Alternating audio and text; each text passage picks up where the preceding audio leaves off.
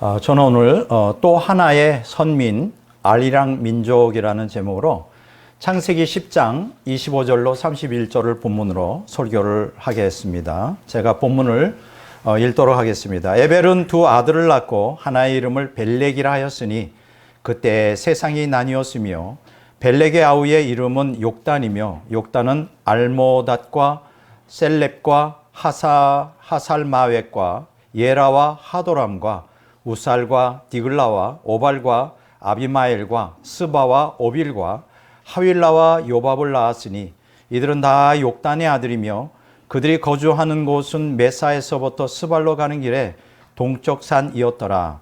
이들은 셈의 자손이니 그 족속과 언어와 지방과 나라대로였더라. 아멘. 저는 오늘 또 하나의 선민, 아리랑 민족이라는 제목으로 설교하려고 합니다. 자, 지난번 설교 혹시 기억나시나요? 원시복음에 계시된 하나님을 믿는 동이족이라는 설교를 했는데 아마 이 설교를 듣고 상당수의 분들이 충격을 받았을 거예요. 왜냐하면 공교육의 국사 과목에서 전혀 들어보지 못한 내용이었기 때문입니다. 그래서 여전히 제 설교, 이를 판타지 소설을 쓰는 거 아니냐, 백 목사가. 뭐 듣기는 참 좋은데, 그게 역사적인, 객관적인 사실에 근거하고 있느냐, 뭐 이렇게 의구심을 갖고 있는 분들이 아마 상당수일 거예요. 왜냐하면 기존 강단 사학자들도 그렇게 생각하고 있으니까요. 그래서 제가 여러분들에게 소개하는 이 한민족 상고사, 또 구속사적 관점으로 해석하는 이 상고사는 하나의 픽션이 아니다. 역사적 팩트에 근거하고 있다. 이걸 여러분들에게 말씀드리기 위해서 뭐 다는 아니지만 오늘 몇 권의 책을 좀 여러분들에게 읽어보시도록 권하기 위해서 이제 추천드리겠습니다. 자, 첫 번째 책은 이기훈 지음 동이 한국사라는 책입니다. 여러분 꼭 읽어보시기 바랍니다. 그래서 한국 고대사의 모든 비밀이라는 제목이 붙었어요. 이 책을 좀 여러분들이 구입해서 읽었으면 참 좋겠다 하는 생각이 들고요. 두 번째는 우시라 지음 동북공종 요하 문명론이라는 게 있어요. 자, 우시라 지음 동북공종 요하 문명론. 이 책을 읽어보면 동북공종 넘어 요하 문명론 뭐 이렇게 넘어가 빠졌네요. 동북공정 요한문명에 동북공정 넘어 요한문명론. 그러니까는 지금 동북공정의 문제가 심각하다는 거예요. 요한문명을 이제 자기 중국의 역사로 편입하는 중국의 음모가 이게 잘못됐다는 거. 이게 우시라라는 분이 지었습니다. 자, 세 번째 여러분들에게 이제 추천해드리고 싶은 책은 요거는 지금 품절된 거로 알고 있어요. 저도 중고 서적에서 구입했는데 전우섭 지음 다시 쓴 한국 고대사. 전호섭 지음 다시 쓴 한국 고대사. 그리고 여기 타이틀의 서브타이틀을 보면 중국과 일본의 역사 왜곡을 바로잡을 한국 역사의 뿌리를 찾아서 이 책도 읽어보시면 굉장히 여러분들에게 큰 도움이 될 것입니다. 그 외에도 여러 책이 있지만 지금 이 시간은 뭐 강의 시간이 아니고 설교이기 때문에 이렇게 세 가지 책만 읽어도 제가 설교하는 내용이 뭔지를 좀 쉽게 이해가 될 것입니다. 자, 오늘 설교 제목이 좀 특이하죠? 또 하나의 선민, 아리랑 민족. 사실 이 제목은 제가 지은 게 아니고요. 바로 이 책에서 제목을 그대로 따온 것입니다. 자, 이 책도 여러분들이 좀 한번 오늘 설교를 들으시면서 꼭 한번 좀 읽었으면 하는 것인데, 유석근 목사님의 또 하나의 선민, 아리랑 민족이라는 책이에요. 여기 서브타이틀에 보면 성경에 게시된 한국인의 역사와 정체, 그리고 소명, 더 나아가서 아리랑과 성경과 민족사의 만남이라는 책인데요. 제가 볼 때는 굉장히 귀한 책입니다. 그런데 제가 오늘 이 설교를 하는데 이분의 주장을 다 수용하지는 않습니다. 성경을 좀 너무 넘어가거나 역사적 사실을 좀 넘어가는 그럴 수밖에 없어요. 이 고대사는 대부분 다 약간씩 신화적, 약간 정도에 따라 신화적인 요소가 다 가미돼요. 그것을 여러분들이 부인하면 안 됩니다.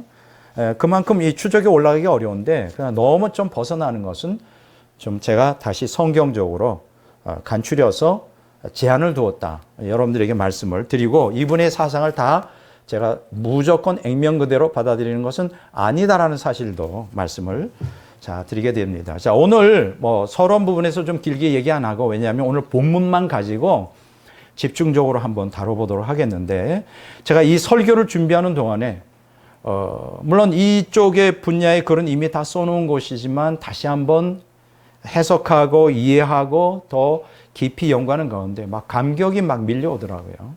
벅찬 감격, 이 벅찬 감격이 밀려왔습니다. 오늘 이 설교를 듣는 여러분들도 이러한 저와 동일한 벅찬 감동을 좀 이렇게 경험했으면 좋겠다. 전 정말 감사한 것은 저는 부족하지만 저를 신학자로 세워주신 하나님을 감사를 드려요. 만약 신학자가 아니었으면 어떻게 이 말씀을 깨달을 수가 있을까? 왜냐하면 오늘 이 본문 말씀을 가지고도 오늘날 많은 신학자들이 잘못 해석하고 있거든요. 이러한 영적 통찰력을 주신 하나님께 너무 감사를 드리고 오늘 이 말씀에 동참하는 여러분들도 저가 받은 이 영적인 큰 복을 이 감격을 함께 나누었으면 하는 바람이 있습니다. 자, 그래서 오늘 이 말씀에 집중하시고 신중하게 아주 깊이 함께 저와 함께 참여했으면 좋겠습니다. 자, 창세기 10장 21절에 보면 이런 말씀이 있어요. 셈은 셈족이죠. 셈은 에벨 온 자손의 조상이다. 그러니까 셈족의 후손들은 에벨 온 자손이라는 거예요. 자, 그러면 에벨이라는 사람이 누구냐? 셈의 셋째 아들이에요. 셋째 아들의 손자. 다른 말로 말하면 아르박삿의 손자입니다. 아르박삿의 손자. 이 에벨이라는 사람이 창세기 10장 22절에 보면 셈은 아르박삿 외에 네 아들을 낳았어요. 네 아들. 그런데 첫째 아들, 둘째 아들 그냥 통과하고 셋째 아들, 다른 말로 말하면 아르박삿의 손자 에벨을 먼저 언급하고 있어요. 이건 뭔가 굉장히 중요한 의미를 가지고 있다는 거예요. 우리가 종종 성경을 연구하다 보면 특히 구약 성경에서 보통 우리가 일반 상식으로는 맏아들이 제일 먼저 언급이 되고 둘째 아들, 셋째 아들 이렇게 되는 경우가 있는데 그렇지 않은 경우도 있어요. 여러분 어떻게 생각하세요? 우리가 노아의 세 아들 있죠? 셈, 함, 야벳인데 사실 셈이 맏아들이라고 생각하세요? 아니에요. 야벳이 맏아들이에요. 근데 왜 셈을 먼저 했을까요? 그만큼 중요한 거예요. 셈이 뭐예요? 선민이란 말이에요. 선민. 똑같이 마찬가지예요. 여기서 보면 셈의 아들이 넷인데 그 번째 셋째 아들, 그러니까 아르박삿이 셋째 아들인데 그것의 손자 에벨을 집중적으로 언급하고 있으면서 이 에벨을 집중적으로 오늘 창세기 10장 25절에서 31절 에벨의 후손에 집중적으로 다루고 있어요. 그건 뭐예요? 하나님이 특별히 택한 민족이 있다 이거예요. 자, 그런데 이제 이 에벨을 언급했는데 그래서 셈의 셋째 아들 아르박삿의 손자 에벨의 혈통이 선택된 종족이라는 것을 굉장히 여기에서 부각시키고 있는 거예요. 이해가 되죠? 자, 그래서 창세기 9장 26절에 보면 셈의 하나님은 에벨 자손이 하나님이 되시는 것입니다. 자, 그러면 에벨의 자손이 누구라 그랬어요? 여기 본문에 보면 벨렉과 욕단 두 형제예요. 자, 다시 말합니다. 에벨의 자손이 누구라고요? 벨렉과 욕단이에요. 제가 창세기 10장 25절 읽어봅니다. 에벨은 두 아들을 낳고 하나의 이름은 벨렉이라 하셨으니 그때 세상이 나뉘었으며 벨렉의 아우의 이름은 욕단이며. 자, 다시 말합니다. 셈의 아들의 셋째 아들의 아르박삿의 손자가 에벨인데 에벨에게 두 아들이 있다. 벨렉과 욕단이다. 이렇게 정리하시면 돼요. 근데 이들이 다 선민이라는 거예요. 그래서 다른 여러 자녀들 또 후손들이 있지만 그들을 다 제쳐놓고 여기에 집중적으로 오늘 본문을 통해서 기록하고 있는 것입니다. 자, 벨렉과 욕단. 자, 따라서 하나님의 선택을 받은 종족이 에벨의 온 자손이라 그랬으니까 벨렉 자손과 욕단 자손이라고 말할 수 있다. 이렇게 여러분들이 기억해 두시면 좋겠습니다. 자, 그리고 셈은 에벨 온 자손의 조상이라고 했으니 셈은 곧 그의 두 형제의 자손들 조상이 되었다는 말이죠. 자, 또한 하나님은 셈의 하나님이라고 했으니까 곧 벨렉 자손이 하나님, 욕단 자손이 하나님도 되는 거예요. 선민이니까요. 참 놀랍지 않습니까? 자, 그러면 여기서 우리가 이제 궁금해지는 게 그 에벨의 두 자녀, 에벨도 선민이고 에벨에서 태어난 두 자녀 벨렉과 욕단인데, 그럼 벨렉 자손과 욕단 자손의 하나님 선민인데, 그럼 벨렉 자손이 누구냐? 이제 관심 갖게 되죠. 그럼 욕단 자손이 누구냐? 이제 이 문제가 이제 오늘 설교의 핵심이 되겠습니다. 자, 여기서 여호와 하나님께 선택받은 백성은 하나가 아니라 둘이라는 걸 기억하시죠. 벨렉계 선민과 욕단계 선민이 존재하는 것입니다. 우리가 창세기 11장 10절에서 32절에 보면 놀라운 것은 벨렉의 후손 중에 그의 6대 손이 누구냐? 아브라함이 탄생합니다. 뭐 여러분 상식적으로 알면 아브라함은 누굽니까? 이제 히브리인인데 이스라엘의 조상이죠. 그러니까 아브라함의 직계, 그 아브라함 후손도 많이 있지만 아브라함의 직계 후손이 이스라엘 선민이죠. 뭐 이건 모르는 사람 없을 거예요. 선민 이스라엘, 얼마나 구약성경에 보면 유대인들이, 이스라엘 백성들이 우리는 선민이다 막 얼마나 자부심이 있어요. 이방 사람들 개 취급하고 우리만이 뛰어난 하나님의 선택받은 민족이다. 저는 한때 사실 여기에 좀 귀가 죽었었어요. 이런 생각도 했어요. 한때 내가 유대인으로 태어났으면 얼마나 좋았을까. 바울처럼 유대인으로서 기독교인으로서 얼마나 자부심이 있었을까. 바울도 로마서에 보면 자기가 유대인이라는 거 굉장히 자부심을 갖고 있어요. 하나님의 선민이라는. 모든 유대인들은 다 그러고 있는데 약간 제가 기가 죽었었는데, 제가 오늘 이 설교의 내용을 통하여 그럴 필요가 없겠다. 여기 보면 선민이 또 하나가 있다는 걸 발견합니다. 벨렉계 선민과 욕단계 선민. 근데 제가 조금 아까 말했죠. 벨렉계 선민, 그게 바로 6대 손이, 벨렉의 6대 손이 아브라함이고 거기에서 직계 후손이 선민 이스라엘이 탄생했다는 걸 말씀드렸어요. 자, 역대상 1장 17절에서 33절에 보면 에벨에 대한 얘기를 또 반복해요. 그러니까 창세기 10장 25절에서 31절의 말씀을 또 다시 자세하게 역대상 1장 17절에서 33절에 보면 나오는데, 여기 보면 재밌는 게 욕단계 선민과 벨렉계 선민을 상세히 설명하는 가운데 매우 흥미로운 것은 이 욕단계 선민을 먼저 언급하고 있어요. 벨렉계 선민을 그 다음에 언급하고 있어요. 다시 말하면 역대상 1장 20절에 23절에 보면 욕단계 선민을 먼저 언급하고 역대상 1장 28절에 31절에 보면 벨렉계 선민을 나중에 설명하고 있어요. 근데 재밌는 게 뭐냐면, 자, 여기에서 벨렉과 욕단이 누가 형이에요? 벨렉이잖아요. 욕단이 동생이에요. 그런데 놀라운 것은 욕단을 먼저, 욕단계 선민을 먼저 쭉 설명하고 그 다음에 벨렉계 선민을 다루고 있단 말이에요. 여기서 제가 또 충격을 먹었습니다. 물론 욕단계 그 히브리인들, 아브라함의 조상, 아브라함의 그 후손 이스라엘 민족도 참 대단한 자부심을 갖는데, 그들보다 하나님 볼 땐 더 중시 여기는 선민이 있구나. 그게 바로 욕단계구나. 왜냐면 먼저 언급하고 있으니까. 신기하지 않아요? 그러면 여기서 상당히 너무나 궁금해. 목사님, 잠깐만 시간만 끌지 말고 도대체 욕단계 선민이 누군지 밝혀요. 뭐 이렇게 나올 수가 있겠죠. 욕단계 후손은 누굴까? 이제 그것이 오늘 설교의 주제가 되겠습니다. 자, 그러면 여기서 먼저 욕단계 후손을 설명하면서 욕단의 후손이 누군지를 파악하기 위한 실마리를 제공하는 게 있어요. 성경에 보면 욕단의 후손은 어디로 갔어요? 어디로 갔어요? 성경은 그들이 동방의 산악지대를 넘어 동아시아로 갔다고 언급하고 있어요. 동아시아. 그러니까 여러분들 기억하셔야 될 것은 그 벨렉계 선민은 어디로 갔습니까? 아브라함이 어디에서 살았어요? 갈대아 우르. 거기는 동쪽이 아니에요. 그래서 거기에서 이제 가나안으로 하나님께 부름을 받잖아요. 근데 이 욕단의 후손은 그쪽으로 안 가고 어디로 갔냐? 동쪽으로 갔어요. 동쪽으로. 동아시아로 갔어요. 자, 한번 읽어볼까요? 욕단의 후손이 거주하는 곳은 메사에서부터 스발로 가는 길에 동쪽 산이었더라. 여기 이제 여러분 창세기 10장 30절에 나오는 구절이에요. 다시 한번 읽습니다. 욕단의 후손이 거주하는 곳은 메사에서부터 스발로 가는 길의 동쪽 산이었더라. 자, 그러면 여기에 산이라는 말이 히브리어로는 하르라 그러는데, 그러니까 일반 산이 아니에요.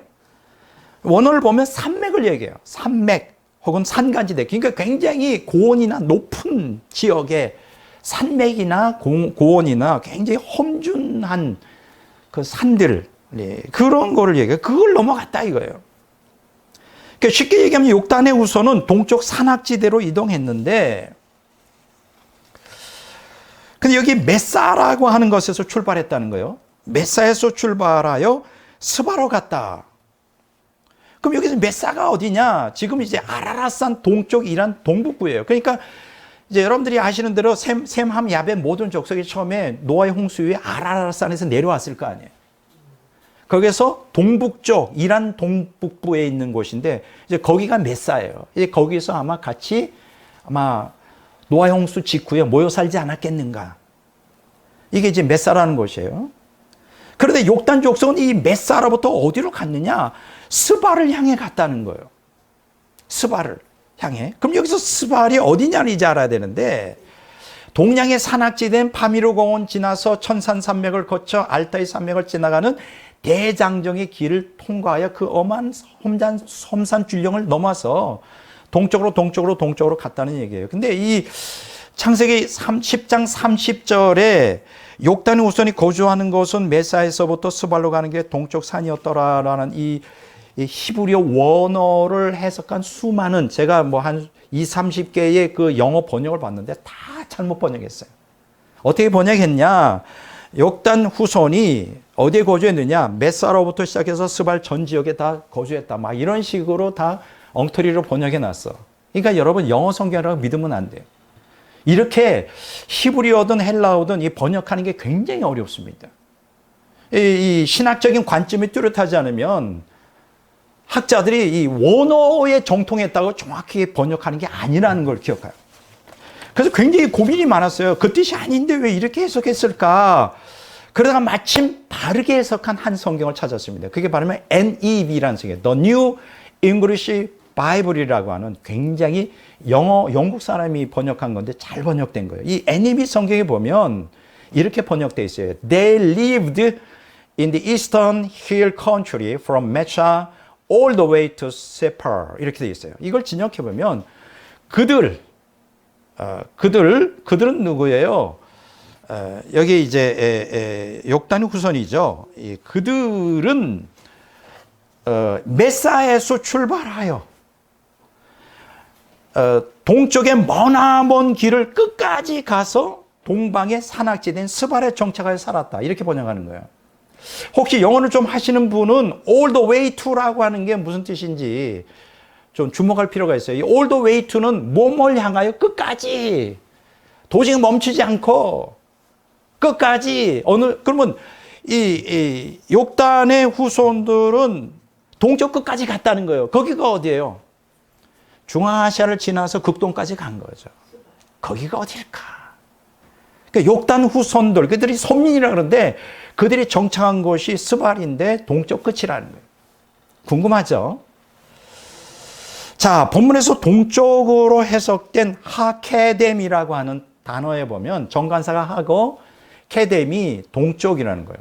이스트. 그래서 정관사 더. 여러분, 정관사하고 부정관사 의미가 다르죠. 부정관사는 어떤 사물을 그냥 일반적인 사물을 얘기할 때는 정관사 더가 붙으면 한정용법이 붙어요. 바로 그 물건, 바로 그곳, 바로 그 사람. 근데 정관사가 붙었단 말이에요. 그러니까 동쪽, 그러면 그냥 일반 동쪽이 아니에요. 바로 어떤 동방의 특정 지역이 어딜까요? 스발이라는 거예요. 그러니까 하나님께서 제가 생각할 땐 욕단의 후손에게 이제 지명해 주신 거예요. 너희들은 바로 동쪽 끝, 동쪽 쭉 멈추지 말고 동쪽 끝까지 가면 거기에 스발이라는 곳이 있어. 거기에서 정착을 하거라라고 명령한 거죠. 예. 그렇게 하케뎀이라는 게 이제 그런 뜻을 스발을 강조하고 있는 거다. 자, 그러면 이제 또 궁금해져요. 욕단 족속의 최종 목적지가 스발이라 그러는데 이 스발이 도대체 어디냐? 어디냐 스발? 자, 그런데 참 성경학자들도 답답합니다. 성경학자들 여러분들 주석책을 보나 모든 신학책을 보면 다 이렇게 설명했어요. 욕단 족속에 정착한 동쪽 산악 지역의 위치가 아라비아 반도 남서쪽이라고 주장하는 거예요. 아라비아 반도 남서쪽. 여러분 한번 생각해 보세요. 아라비아 하면 뭐가 생각납니까? 사막지대예요. 사막지대. 그래서 그러면서 저들은 창세기 10장 26절 29절에 보면 욕단 족속이 이제 13명이 나오죠. 알모닷, 셀렙, 하살마웻, 예라, 하도람, 우살, 디글라, 오발, 아비마엘, 스바, 오빌, 하윌라, 요밥이 모두 아라비아 반도에 정착했다는 거예요. 결국 욕단은 아라비아계의 조상이 되었다는 거예요. 난 정말 이해가 안 돼요.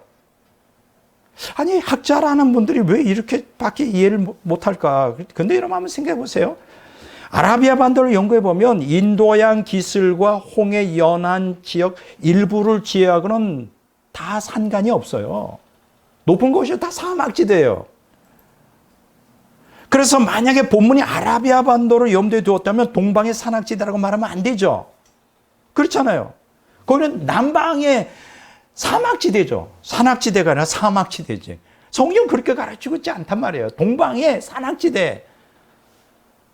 이게 잘못된 거예요.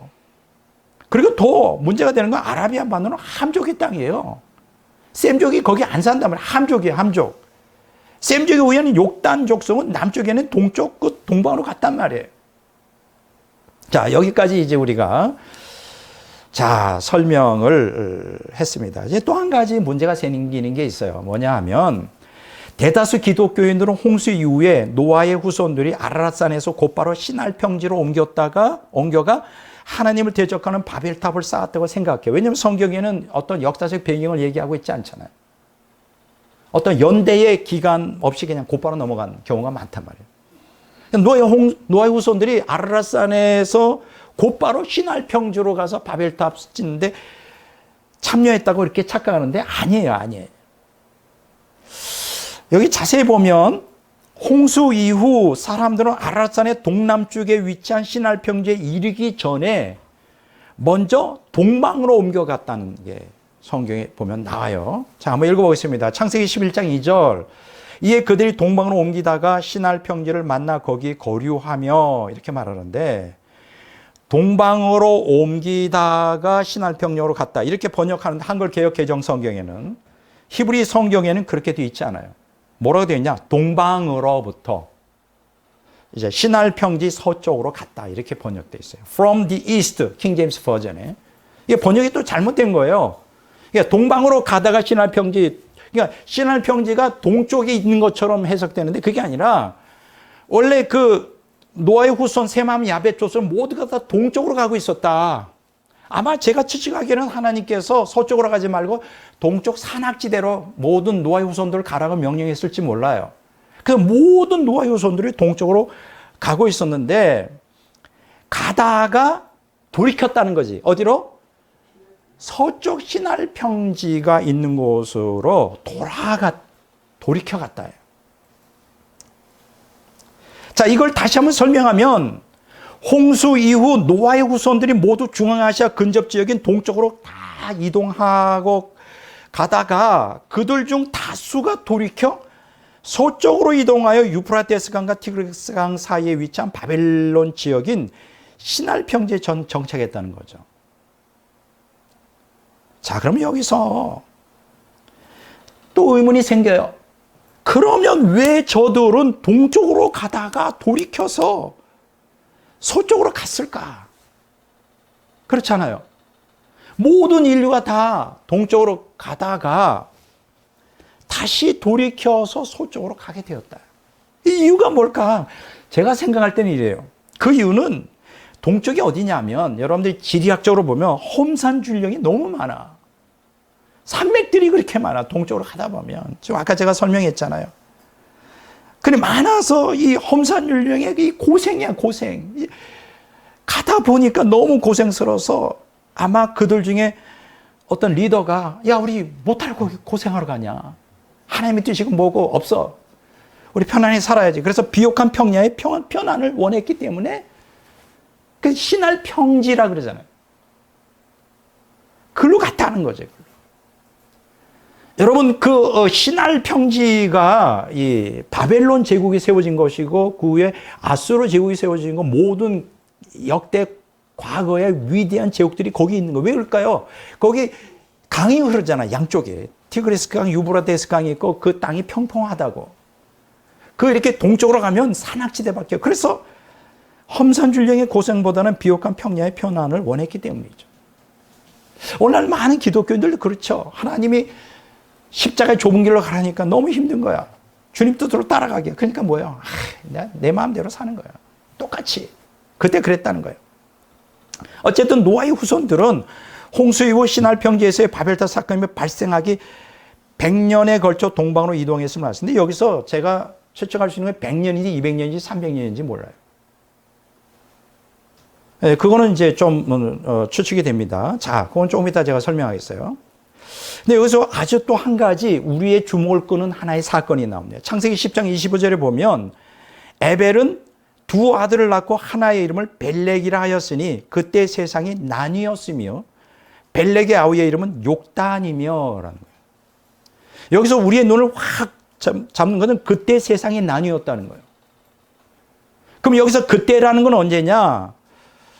보면 에벨이 벨렉을 낳았을 때를 얘기해요. 에벨이 벨렉을 낳았을 때 세상이 나뉘어졌다. 그러니까 낳았을 때가 낳자마자인지 아니면 낳고 100년 후인지 아니면 200년 후인지 300년 후인지 그건 알 수가 없어요. 여러분 기억하셔야 될 것은 원역사라는 게 있어요. 원시 역사. 보통 학자들은 창세기 1장에서 11장까지를 원역사라 그래요. 그리고 창세기 12장에 아브라함 때부터는 일반 역사로 들어가요. 그래서 아브라함 때부터는 연대 추정이 가능해요. 거의 뚜렷하게. 그러나 그 전에는 너무나 깊은 상고사이기 때문에 몇 년도로 추정하기가 어려워요.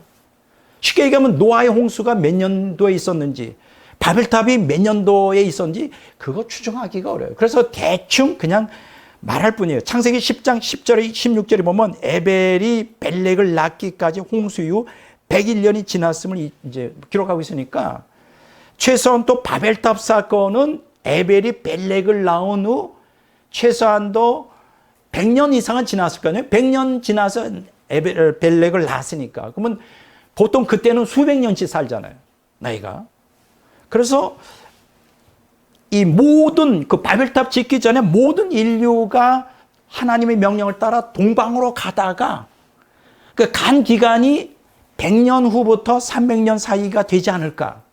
200년 후도 될 수 있고 3년 후도 될 수 있고. 그때 오래 살았으니까. 뭐 이렇게 그냥 추정할 뿐이에요. 근데 여기 보면 이게 나뉘었다 그랬어요. 그럼 언제 나누냐? 여기 이제 그때라고 하는 게 이제 영어 성경 보면 during in his lifetime이라고 번역해요.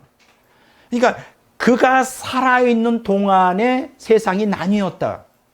여기서 그는 누구예요? 벨렉이 살아있는 동안에 세상이 나뉘었다는데 모든 학자들은 이 나뉜 것을 뭐라고 번역하느냐면 그 바벨탑 사건 이후에 인류가 전 세계로 분열되어 퍼진 것을 이렇게 번역을 해요. 근데 저는 이거를 받아들이기가 참 어려워요. 물론 여기서 나뉘다, 그러니까 디비전이라 그래요. 먼저 뜻은 분할이라는 뜻도 있지만 두 번째로 갈등과 분열과 불화라는 뜻이 있어요. 그러니까 이렇게 번역을 해야 돼요. 에벨은 두 아들을 낳고 하나 이름을 벨렉이라 하였으니 벨렉이 생애 동안에 세상이 분열되어 갈라졌다. 그때 세상이 분열되었다.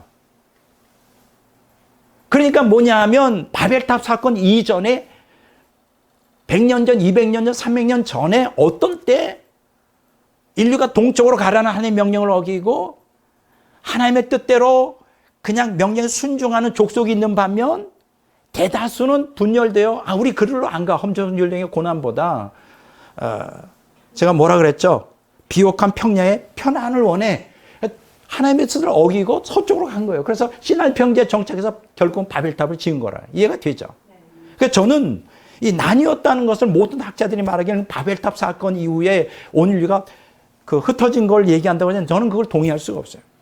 그건 나뉜 게 아니거든. 그냥 흩어진 거지. 하나님은 흩은 거지 분열이 아니거든. 이해가 되죠? 그래서 저는 그거보다는 여기 나뉘었다. 그러니까 에벨이 벨렉을 낳았을 때, 그 낳아서 100년 지났는지 200년 지났는지 300년 지났는지 알 수는 없지만 그 어느 때 가다가 너무 힘드니까 대다수의 그 사람들이 다 돌아서 서쪽으로 갔다요. 신할 평지로 결국. 그럼 이것을 선동한 사람이 누굴까? 창세기 10장 25절에 보면 함의 후손인 니므롯이라는 사람이, 이 사람이 굉장히 선동가고 하나님을 대적하는 사람인데 아마 이 사람이 선동했을 거예요. 야, 우리가 못하러 보지도 하나님 너무 힘들잖아. 동쪽으로 가면서 그 산맥과 산만 있으면 거기에 뭐가 있겠니 우리가 비옥한 신할 땅이 있다고 하는데 그쪽으로 가자. 이 사람이 선동을 했을 거예요. 그래서 대부분 너무 힘드니까 따라갔을 것이다. 내 생각에. 근데 그게 추측만이 아니라 사실일 가능성이 많아요. 결국은 니므롯이 중심이 되어 바벨탑을 세우잖아요. 그리고 이교주의, 하나님을 대적하는 사탄 짓을 이 사람의 인류를 타락시키잖아요. 이해가 되잖아요. 그 대다수가 이제 서쪽 신할 평지에 바벨탑을 쌓는데 이제 참여하게 되죠. 그래서 이 나뉘다라고 하는 걸 이제 바벨탑 사건 이후에 그 인류가 흩어지는 것보다는 그때 나눠졌다. 그 전에. 동쪽으로 가다가 서쪽으로 가는. 자, 이렇게 이제 그런데 이제 그것도 참 가슴이 아픈데요. 더 가슴이 아픈 게 뭐냐면, 하나님의 선민 벨렉 족속 있잖아요. 이들도 그들을 따라갔다는 거예요.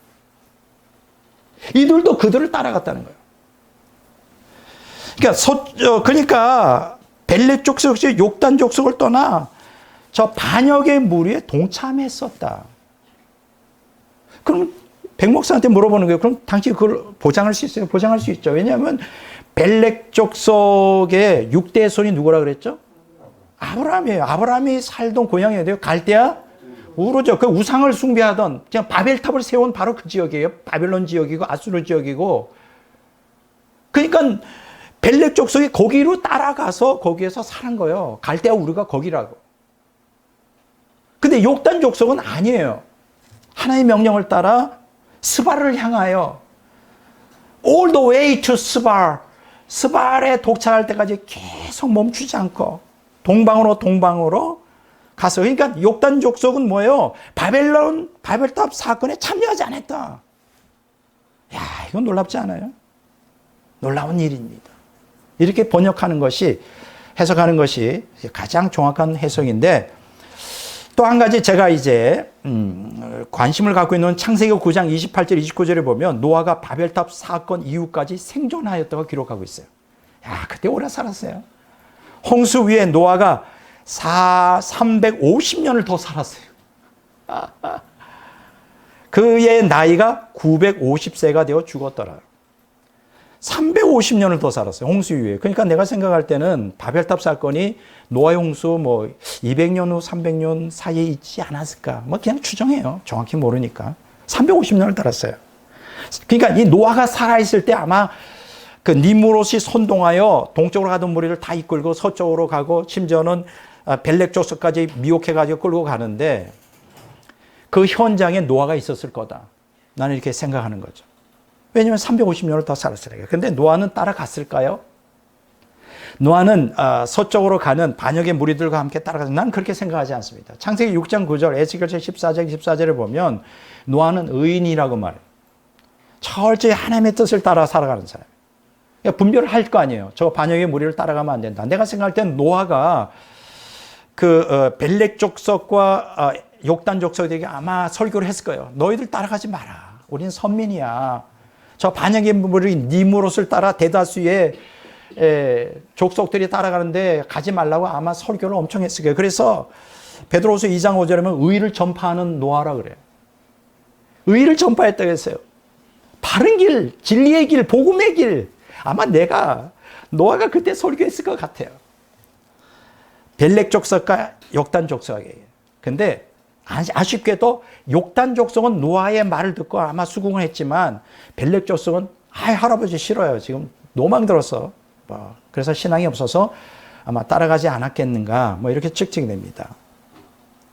어쨌든 의로운 노아는 함의 자손인 니므롯 왕국, 창세기 10장 6절에서 10절에 나오는데 이 사악한 행위에 동참하지 않고 반대해 그 당시 신할 평지에 거하지도 바벨탑 사건에 참여하지도 않았다는 것이 확실하죠. 오히려 노아는 하나님께 성별된 신앙생활을 위해 욕단 족속을 따라 아시아로 이주했을 것이다. 뭐 이주하다가 죽었겠죠, 도중에. 자, 여기서 우리가 일단 작은 결론이 뭡니까? 아, 욕단 족속은 그 시대의 남은 자였구나. 다수에 비하면 소수죠. 항상 역사를 보면 소수의 남은 자가 많이 하나님의 뜻을 따라가요. 이때도 그랬다요. 바벨탑 건설에 참여해 하나님께 반역하지 않은 셈족의 진정한 영적 장자였다. 원래 셈족의 육적 장자는 벨렉 족속인데 벨렉 족속조차 따라간 거예요. 그러니까 진정한 셈족의 영적 장자는 누굴까? 욕단 족속인 거예요. 그럼 욕단 족속이 누굴까? 이제 이게 자꾸만 이제 의문이 드는 거죠. 자, 여러분들이 지금까지의 설교에서 충분히 이해가 됐을 거예요. 대다수 세속적 사람들의 동조하여 편안한 삶을 위해 평야를 택한 벨렉 족속과 헤어져서 하나님 중심적 신앙을 지키기 위해 험산줄령을 넘고 중앙아시아를 거쳐 동방의 끝자락, 극동까지 여행했던 욕단 족속의 심정을 이해할 수 있겠는가? 저는 이해할 수 있다고 생각해요. 오늘날도 신앙을 지키기 위하여 좁은 길, 십자가 길로 가는 사람들은 욕단 족속들의 심정이 이해가 되겠죠. 자, 이런 역사적 배경과 함께 한민족의 민요 아리랑은 우리에게 시사해 주는 바가 굉장히 큰 민요입니다. 여러분 다 아시죠? 아리랑 모르는 사람 있어요? 아리랑 아리랑 아라리요. 아리랑 고개를 넘어간다. 나를 버리고 가시는 님은 십리도 못 가서 발병난다. 아, 그런데 이런 노래를 부르는데 이게 뭘 의미하는지 아는 사람은 별로 없는 것 같아요. 이 아리랑 민요를 여러분 어떻습니까? 부를 때마다 뭐 세속적인 마음이 듭니까? 갑자기 경건해지면서 가슴이 뭉클해지죠. 근데 여기서 중요한 거는 가슴에 감동이 오는데 이 감동이 굉장히 아픈 감동. 아파. 뭐 슬픈 무슨 사연이 있는 것 같아. 나를 버리고 가시는 님을 생각하니까 막 내가 끔찍이 사랑했던 연인이 나를 배신하고 가는 것 같은 그 아픔, 배신의 아픔, 그거 느껴지지 않아요? 저는 느껴지는데, 저는 좀 정서가 좀 민감해가지고 막 가슴이 아파요. 이 찬송을. 특히, 제가 미국에 오래 살았기 때문에 이러한 민요를, 아리랑 민요를 외국에서 부르면 그냥 눈물이 나, 나도 모르게. 막 줄줄 나.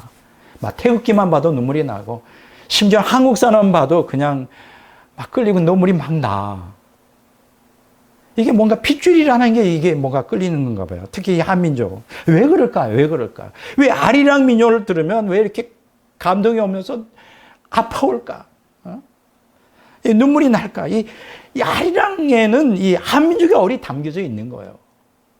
그러니까 한민족의 얼을 한마디로 표현한 게 아리랑 말이에요. 그러면 또 한 가지 궁금하죠. 그럼 거기에 무슨 숨겨진 사연이 있는 것이냐?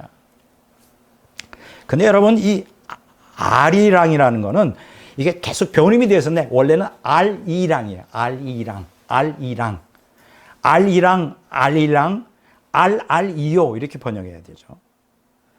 알이랑 고개를 넘어간다. 자, 그러면 여기서 알이랑은 알과 이랑으로 구분되는데 옛 한글, 여러분 전 고등학교 때 옛날 고 한국어를 배웠거든요. 뭐 나란 말싸미 이렇게. 이게 원래 옛 한글에 알이라는 게 있어요. 동그라미 있고 거기에 점이 있고 리을. 그걸 어떻게 발음하냐? 알이라고 발음해요. 그럼 이 알이 무슨 뜻이냐? 하나님이란 뜻이에요. 알은 하나님이에요. 하나님. 그럼 그 앞에 하나님 할 때 이 알님 이렇게 되거든요. 그럼 한이라는 게 뭐냐? 관사예요. 하나의 한 분, 지존자를 뜨고 님은 존칭어예요. 그러니까 거기 하나님에서 핵심은 뭐냐? 알님 이렇게 되는 거예요. 하나님이 그렇게 되어 있는 거예요. 그래서 원래는 하느님, 하나님 되는데 옛날 고어에는 한알님이라고 되어 있어요. 한, 점 찍고, 알하고, 콤마 찍고, 님 이렇게. 이게 옛날 고어에 그렇게 돼요. 하나님이 하나님, 한알님.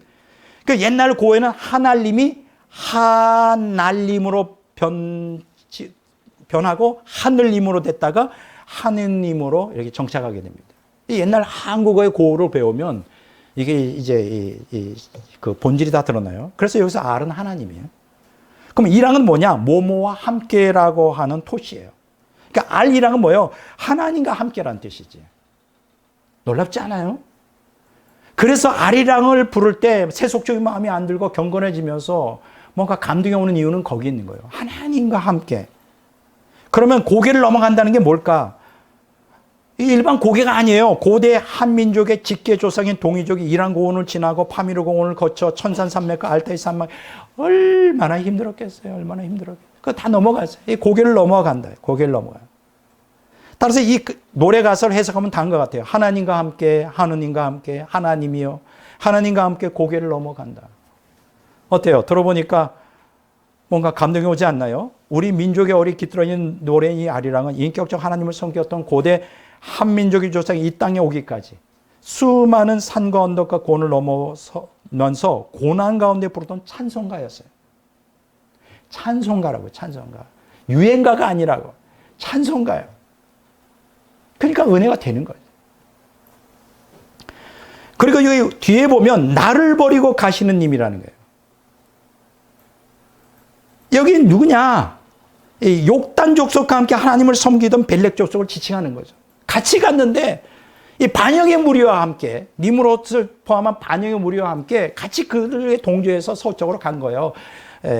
욕단 족속을 버리고 벨렉 족속들이. 그 나를 버리고 가시는 님이라면 그들은 욕단 족속과 함께 거친 험산줄령을 넘어 동방으로 가다가 변심해 비옥한 서쪽 신할 평지로 떠나간 거예요. 그게 얼마나 가슴이 아프겠냐. 한편 여기 그 다음에 심리도 못 가서 발명 난다. 이게 무슨 뜻일까? 발벽이 나서라도 동방으로 가서 함께 하나님을 섬기자. 이 열망이 그 안에 듬뿍 담겨져 있는 거예요. 이제 풀어지죠. 아, 놀랍습니다. 자, 이렇게 우리 결의의 근본 사상은 하나님 중심 사상, 아리랑 정신이에요. 아리랑 정신.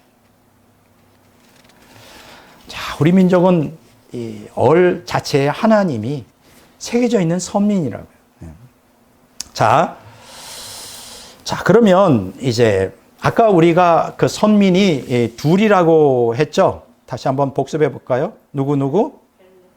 벨렉 족속과 욕단 족속. 근데 에벨 족속에서 이제 두 아들이 난 거잖아요. 에벨에서. 자, 그런데 창세기 14장 13절에 보면 아브라함을 히브리 사람으로 칭하고 있어요. 히브리. 우리 보통 상식적으로 히브리인, 그 유대인, 이스라엘 백성, 선민. 그런데 여러분 이거는 몰랐죠. 히브리라고 하는 우리 한글의 번역은 히브리어에 보면 이브리가 원어 발음이에요. 이브리. 그러니까 이브리라는 말이 아브라함의 직계 조상인 에벨에서 유래했어요. 다 찾아보세요. 사전에 다 그렇게 나와 있어요. 에벨. 창세기 10장 21절, 11장 14절, 16절에 에벨이 나오잖아요. 그러니까 에벨이 이브리로 이렇게 변음된 거라고. 에벨이 이브리로, 에베르가 이브리로 변음돼요. 그러면 여러분, 에벨이 히브리인이라는 거예요. 에벨이. 그러면 에벨의 후손이 누구라고요?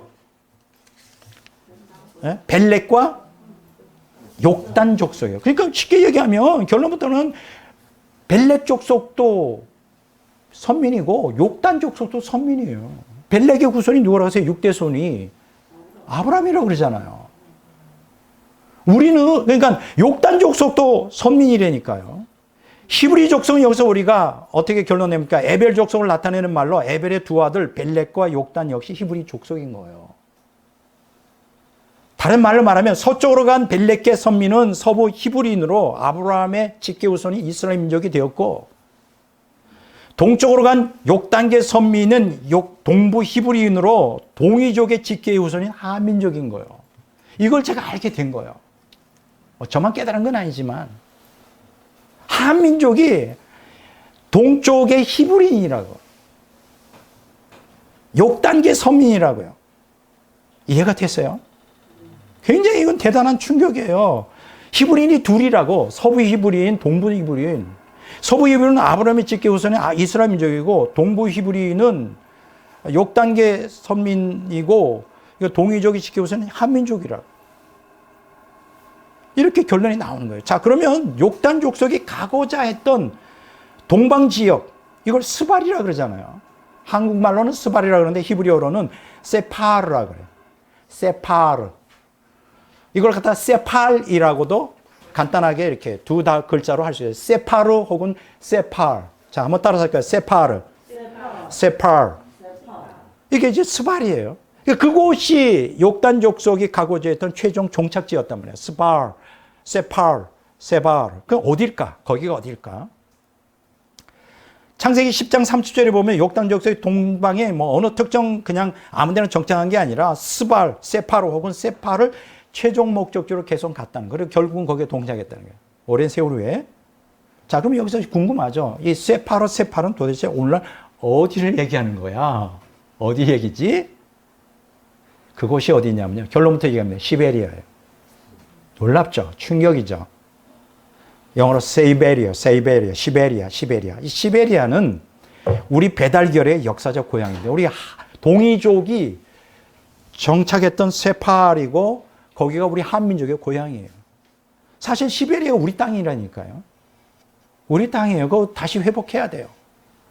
될지 모르겠지만 시베리아 우리 배달결의 역사적 고향이에요. 이 말을 또 하면 야, 백 목사 또 판타지 소설을 쓰는구나. 그게 어떻게 연결됐니? 지금부터 설명할게요. 옛날 이곳을 시베리아라고 지금은 부르지만 이 땅의 원래 이름이 토박이 말로는 시비리예요. 시비리. 따라서 할까요? 시비리. 시베리아가 아니라고 시비리. 북한의 조선말 사전에 보면 지금도 있어요. 시베리아를 뭐라고 거기다가 붙였냐면 시비리. 그러니까 북한 조선말이 더 정확하지. 북한에 지금은 조선말 사전이 있는데 거기에 시비리로 되어 있대요. 시비리. 그러면 이 시비리가 시베리아로 불리게 된 이유가 뭐냐? 고구려가 망했을 때 원래 그곳이 다 고구려 땅이었는데 방치한 거죠. 나라가 망했으니까 누가 그걸 관리해요? 국가로서. 근데 거기를 누가 점령했느냐? 16세기에 이르러 러시아가 강점해버렸어요. 주인 없는 땅이 돼버린 거예요. 고구려가 망하고. 러시아가 들어와서 강점하고 거기서 살아. 그런데 러시아인들도 처음에는 이 땅을 시비리라고 불렀어요. 그래도 왜 시베리아가 됐느냐? 이제 서로 문화 교류가 외국 사람이 왔다 갔다 영국 사람이 들어보니까 시비리? 아, 이거 아니야. 시베리아네, 영어로. 그래서 영어로 시베리아로 부르게 된 거예요. 그래서 그때부터 시비리는 없어지고 시베리아로 불리게 돼요. 그러니까 최소한도 지금부터 400년 전에는 시베리아라는 명칭은 없었다. 지명. 시비리가 있었다. 왜 시비리가 중요하냐? 자, 한번 보세요. 왜 시비리가 중요한지 제가 풀어볼게요. 시베리아가 아니에요. 시비리를 풀어보면 세팔, 아까 그 세파르라 그랬죠. 스발, 최종 목적지. 욕단 족속의 최종 목적지. 그 세팔이 우리 한국말로 뭐라 하냐면 제가 고어를 씁니다. 쉐발이래요. 쉐발. 시오자에다가 점 찍고 일자 쓴 거. 쉐. 발. 비읍에다가 점 찍고 리을 기읍. 그렇게 발음하죠. 그 다음에 이게 뭐 어떻게 변천됐냐? 시오자에다가 밑에 점 찍은 거. 그걸 어떻게 돼요? 시오자 점 사발이죠. 비읍에다가 점 찍고 하는 사발. 그 다음에 그게 뭐로 바뀌냐면 세벌로 바뀌었고 그게 새 밝은 곳을 뜻하는 배달로 바뀝니다. 우리 한민족을 뭐라고 말하죠? 배달결이에요. 근데 제가 그 인터넷 구글을 쳐보니까 배달 치니까 배달의 민족 음식 그거밖에 안 나오더라고요. 이런 못된. 아니 배달의 민족 하면 우리 한민족 배달 결례를 얘기해야지 왜 그 음식 배달하는 카톡이 왜 나오냐. 참 심각합니다. 여러분 배달이 무슨 뜻인지 알아요? 나중에 제가 자세히 설명할게요. 오늘은 아니고 배는 밝다 할 때 발이에요. 비읍에다가 리을 밝다 리을 기억 밝다 빛을 발한다. 배 달은 뭐냐 땅이에요. 그러니까 빛을 발하는 땅 광명의 땅이라는 뜻이에요. 놀랍지 않아요? 우리 민족 배달의 결례는 광명의 땅에 살며 광명을 온 세상에 전파해야 될 빛의 자녀로서 사명을 갖고 있는 거예요. 앞으로 두고 보십시오. 한민족이 어떻게 전 세계에 기여를 하는지. 복음과 더불어 온 세상 사람들을 어둠에서 빛으로 인도하는 주도 최선진 국가가 될 것입니다. 마지막 때 하나님께서 그렇게 우리 민족을 택하셨어요. 그러니까 배달이 무슨 뜻인지 이제 좀 말했죠. 세팔, 샤파, 샤발, 샤발, 세벌, 세 밝은 것, 배달 이렇게 나온 거예요. 그러니까 좀 더 구체적으로 해석하면 이 11이라는 거는 세벌, 샤발의 변음으로 11이는 새로운 빛을 내는 비리, 벌, 평야라는 뜻이에요. 이걸 조구조를 갖는 세펄러과 같은 뜻이 되었단 말이에요. 자, 그래서 이 세벌은 광명의 땅이라는 뜻으로 배달을 의미한다. 이제 정리가 됐죠. 욕단 족속에게 하나님이 쇠팔을 하는데 이 쇠팔이 뭐냐? 이 배달, 광명의 땅이라는 거예요.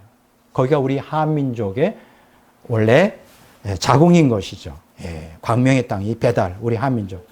야, 이렇게 스발, 세파로, 세팔 11위에 정착한 욕단의 직계후손은 누구냐면 동이족이고, 이 동이족의 직계후손은 한민족인 거예요. 고로 한민족은 우리가 선민이에요. 히브리인으로서, 동쪽 히브리인으로서 선민이라니까 서쪽 히브리인 이스라엘은 선민이고, 그들도 선민이에요. 동쪽 히브리인은 한민족이에요. 지금 제가 설명한 게 이 판타지 소설 읽는 것 같습니까? 아니에요. 확실한 학문적인 근거, 역사적인 근거를 두고 있어요. 자, 결론 부분을 얘기합니다. 여러분, 예수원의 설립자가 누군지 알죠? 지금 돌아가시면 대천덕 성공의 신부님이세요. 이분이 1988년에 우리와 하나님이라는 책을 이제 출간해서 도서출판 예수원에서 163쪽에 보면 이렇게 설명하고 있습니다. 충격적인 얘기를 합니다. 셈의 후손인 욕단이 한국인의 직계 조상이다. 놀랍죠? 그러니까 이런 사람들은 이미 이 선각자예요. 한국 사람들이 이런 걸 몰라요. 근데 이미 이 사람은 알고 있었다고. 이 성경 연구를 통하여. 셈의 후손인 욕단이 한국인의 직계 조상이라고 선언하고 있는 거예요. 오늘 창세기 10장 25절 31절에 있는 말씀을 연구하면서 이 사람이 밝혀낸 거예요. 그래서 이 사람이 한국을 사랑한 거예요. 그래서 평생 대천덕 신부님은 한국에서 살다가 죽었잖아요. 왜냐하면 한국인이 선민이라고요. 근데 오늘 제가 설교를 통해 두 종류의 히브리인이 있음을 알게 되었죠. 누구요? 다시 설명. 벨렉계 히브리인의 직계자손인 아브라함과 이스라엘 민족. 욕단계 히브리인의 직계자손인 동이족과 한민족. 이렇게 두 선민이 있어요. 자, 그런데 여기서 놀라운 거 마지막으로 말씀드립니다. 그럼 왜 하나님은 이 하나의 선민을 택하지 않고 두 선민을 택했을까 하는 거예요. 구속사를 보면 이스라엘 민족은 구속사의 기초를 위해서 하나님이 선택한 민족이에요. 기초를 거기에서 구약 성경이 나왔고 거기에서 메시아가 나왔고 이렇게 기초를 다지는 거. 놀라운 것은 잘 들으세요. 한민족은 왜 또 선민이냐? 구속사의 완성을 위해 하나님이 선택한 민족이에요. 그러니까 한민족은 구속사의 완성을 위해 존재하는 민족이에요. 이걸 여러분들이 알아야 돼요. 물론 시작도 너무 중요하지만 완성은 얼마나 중요합니까? 경주에서 시작도 중요하지만 우승하려면 어떻게 돼? 끝 마무리 주자가 잘 달려야 완성이 되는 거예요. 하나님은 우리 한민족을 그렇게 선택하셨고 그렇게 눈으로 보는 거예요. 이스라엘 민족처럼 한민족은 너무나 고난이 많았고 너무나 멸망할 기회가 많았지만 이스라엘 민족이 지금 존재하는 것처럼 한민족이 지금 강대한 국가로 부강한, 앞으로 제가 다음 설교에도 또 얘기하겠지만 우리 한국이 선진국이 되고 부강한 나라가 되는 이유는 이 한민족을 구속사의 완성을 위해 하나님이 선택한 선민이기 때문에 그래요. 이걸 여러분들이 깨달으셔야 돼요. 이거를. 왜 우리나라가 잘 살까? 이렇게 부강한 나라가 될까? 제가 두고 보세요. 앞으로 10년, 20년 후에 전 세계 4번이나 5번째 되는 초강국이 됩니다. 예언이 아니에요. 저는 보고 있는 거예요. 그럼 왜 그렇게 했을까? 근데 이 사실을 제가 볼 땐 대천덕 신부님이 알았던 것 같아요. 그래서 그 사람이 선민이 이스라엘 땅에 살지 않고 이 구속사를 완성하는 한국에 와서 인생을 갖다가 보내야 되겠다고 결단한 게 바로 그 이유 때문에 그런 거예요. 내가 할 일이 있을 것이다. 그래서 이 대천덕 신부는 한민족을 굉장히 사랑했어요. 그래서 셈족의 후손인 욕단이 한국이나 직계조상이라는 걸 밝혀낸 거예요. 여러분, 한민족은 종말의 끝에 세계 선교의 사명을 감당해야 되는 이러한 중차대한 의무를 갖고 있어요. 그러니까 오늘 믿는 성도들은 내가 예수 믿어서 잘 먹고 잘 살게 그게 목표가 돼서는 안 돼요. 내가 주를 위하여 이 마지막 때에 교회를 세우고 마지막 때에 세계 선교를 감당하는 한민족이 우리에게 하나님 민족이 주신 이 사명을 감당하는 삶을 살아야 되겠다. 이 민족의 정체성을 깨닫는 게 가장 큰 행복 아니겠습니까? 예. 이렇다 하나님 안에서 우리 민족의 정체성이 무엇인지 깨닫는 것이 중요해요. 그래서 한민족의 상고사, 고대사, 근대사, 현대사, 미래사를 이 구속사적 관점으로 해석해야만 깨달아져요. 제가 그 다음번 설교에도 계속 반복하겠지만 신학자가 아니면 이 영적 통찰력이 없는 사람은 한민족의 상고사, 고대사, 근대사, 현대사, 미래사를 꿰 수 없습니다. 절대 없습니다. 왜냐하면 계시의 정신이었기 때문에. 감사하게도 저는 부족하지만 하나님이 계시의 정신을 주셨어요. 그래서 오늘 설교도 너무 중요한 설교되다. 제가 오늘 여러분들에게 왜 이 설교를 듣게 하셨을까? 이제는 우리는 선민이구나, 한민족은. 나도 선민으로 부름받았으니까 이제 주를 위해서 살아야지 이런 결단을 하라는 거예요. 주를 위해서 살자. 하나님 얼마나 기뻐하실까. 그러한 뜨거운 열정이 불타오르라고 이 설교를 하는 것이니까 오늘 이 설교를 듣는 모든 분들이 선민으로서 이 한민족의 자긍심을 우리가 주를 위하여 사는 일생을 주를 위해 헌신하는 그러한 그 원동력이 되었으면 하는 바람으로 이 설교를 했습니다. 오늘 주님께서 함께 하시길 바랍니다.